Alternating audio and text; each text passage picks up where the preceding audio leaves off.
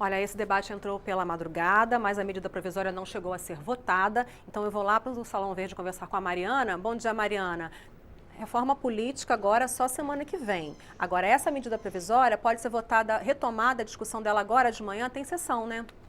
Isso, Vera, bom dia a todos. Tem uma sessão marcada para daqui a pouquinho, às 9 da manhã, sessão extraordinária. O único item da pauta é essa medida provisória. Normalmente as sessões de quinta entram na pauta para discussão apenas projetos de acordos internacionais, que em geral são mais consensuais, exigem apenas um acordo de líderes para aprovação, mas hoje o item único da pauta é essa medida provisória. A sessão começa daqui a pouquinho. Nós estamos aqui com a deputada Luciana Santos, do PCdoB do Pernambuco, que é presidente do partido. Deputada, vamos começar então pela medida provisória que está na pauta de hoje, muito polêmica, é considerada prioritária para o governo. O que a senhora acha? É possível votar hoje? Qual que é a opinião do partido em relação à medida provisória 777? Bom dia. Bom dia. Não acho fácil porque exatamente às quintas-feiras, como há um planejamento dos parlamentares para uma sessão de debates, muitos planejam suas viagens antes. Mas eu penso que essa medida provisória 777 tem uma contradição muito grande com a própria base do governo. Porque nós temos, por exemplo, a posição do senador José Serra, que acompanhou quando, pela primeira vez no Brasil, se implantou a TJLP, que é a taxa de juros de longo prazo, que hoje é praticada pelo BNDES. Na verdade, ela é praticada há 30 anos, né? Quase 30 anos. Ela começou em 1994 e nós estamos vendo essa polêmica. Por quê? Porque o BNDES, é o único banco de fomento mais robusto que o Brasil tem. O fomento significa incrementar a economia naquilo que gera emprego e naquilo que gera riqueza, que é o setor produtivo. Então, nós estamos diante de uma situação que o mercado de capitais privados, ele não consegue financiar por juros de longo prazo. Só quem faz isso é exatamente o BNDES. É uma política de Estado, ou seja, não é uma política dos governos de ciclo político A, B ou C ou D, não é uma política de 13 anos, é uma política que perpassa vários governos, independente das forças políticas e partidárias que tem compondo.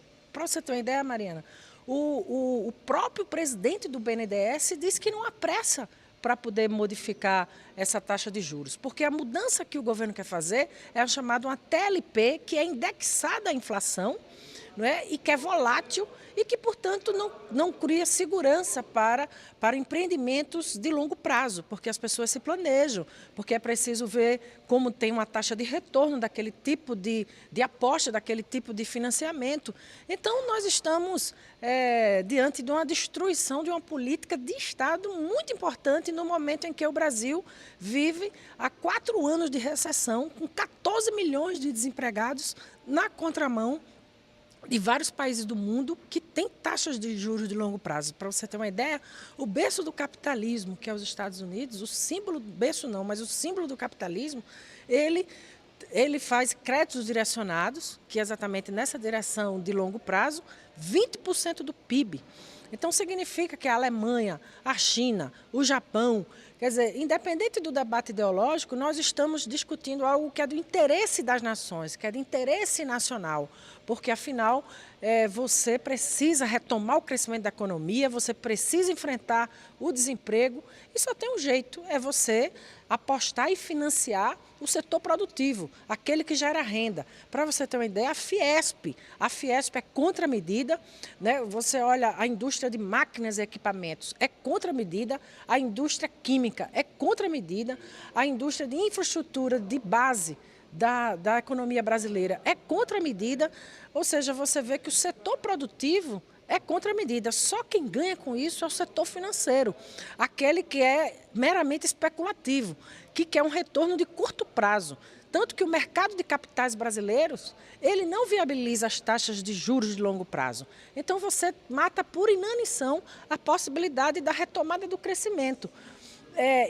Associado a isso, há um pacote, né, de medidas de privatização do setor brasileiro que revela bem da economia brasileira, né, que revela bem as intenções do governo. É um Estado mínimo né, para o povo e o estado máximo para os rentistas, para aqueles que investem na roda e na especulação do mercado financeiro.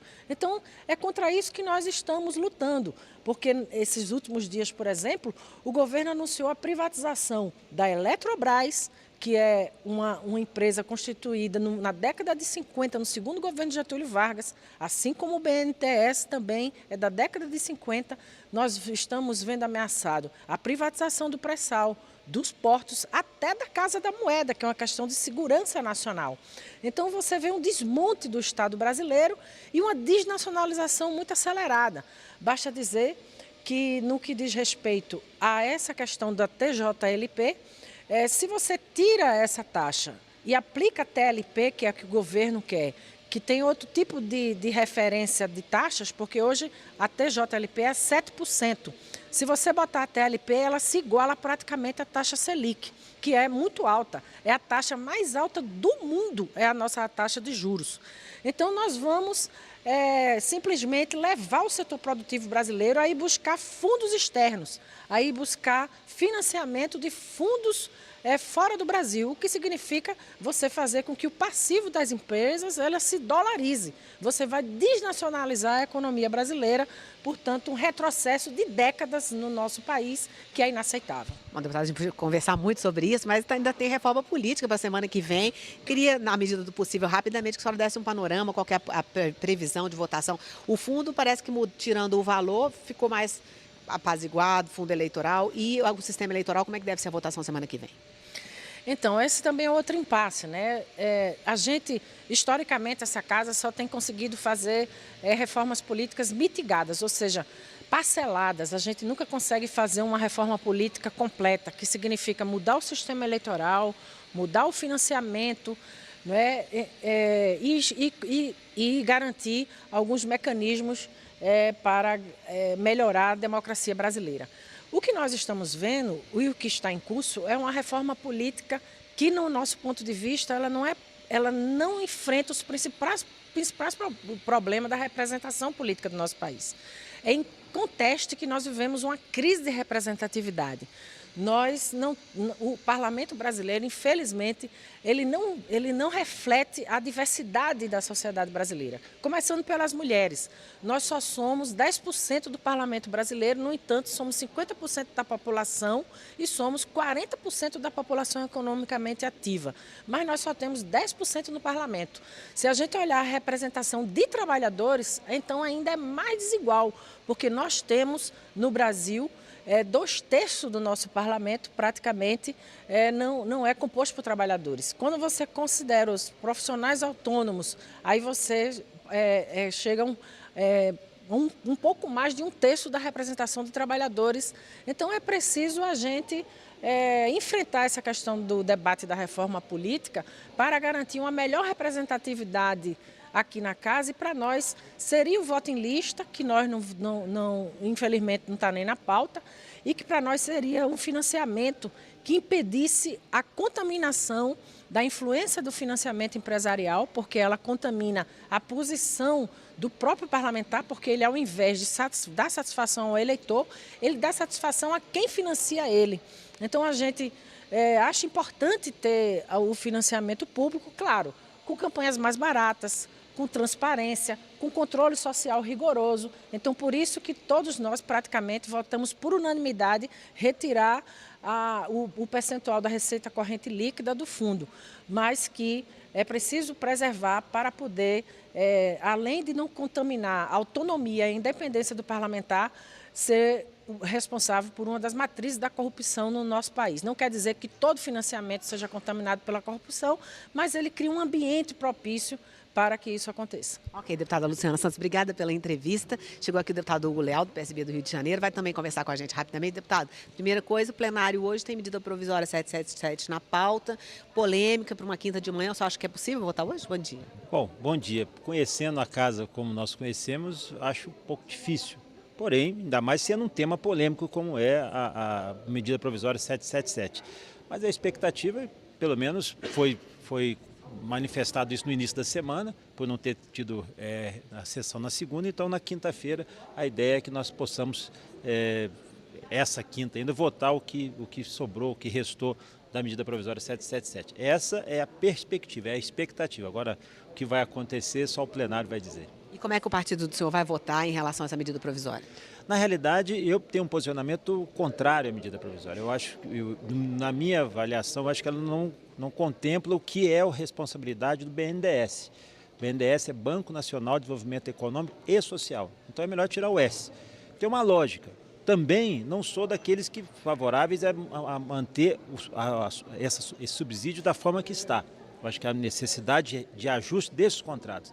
Porém, se você não der a subvenção, nós vamos enfrentar uma dificuldade enorme para contratos, especialmente na área de agricultura.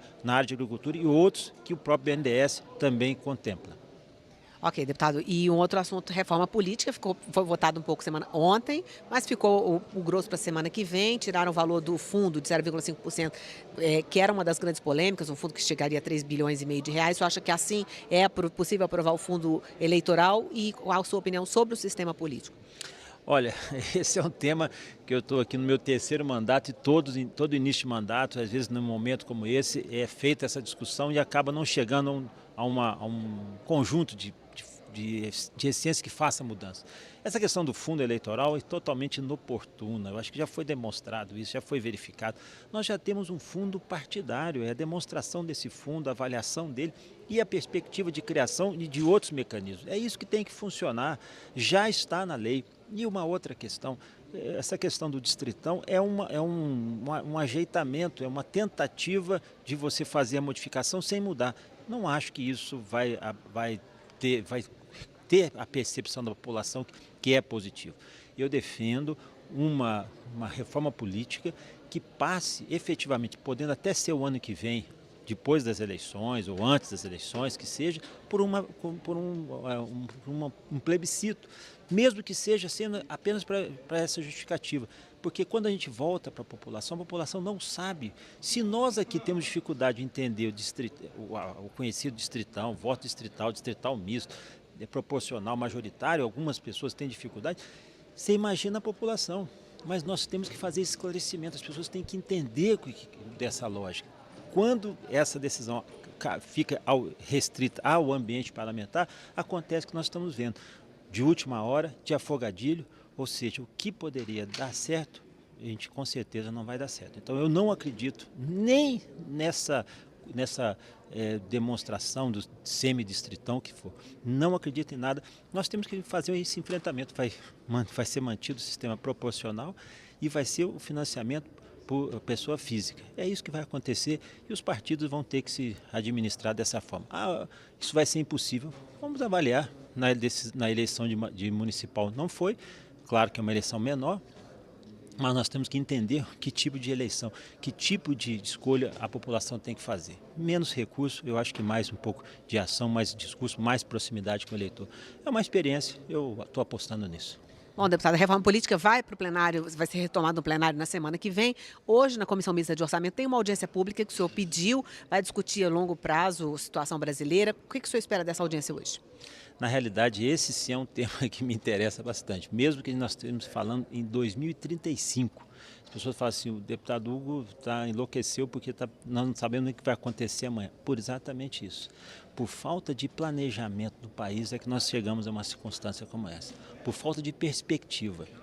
Esse documento que vai ser discutido na CMO hoje, ele é um documento pautado, foram trabalhados por 800 especialistas, atuaram em vários segmentos, vários cenários, com o IPEA, a direção foi do IPEA, do Instituto de Planejamento e Economia Aplicada, com a ASECOR, que é a Associação Nacional dos Consultores de Orçamento e Planejamento, com a Embrapa, com a Fiocruz, ou seja, que cenário nós vamos enfrentar no futuro, que país nós estamos preparando, porque a Comissão Mista de Orçamento passa a ter uma tendência de discutir somente aquele ambiente restrito desse ano e do ano que vem.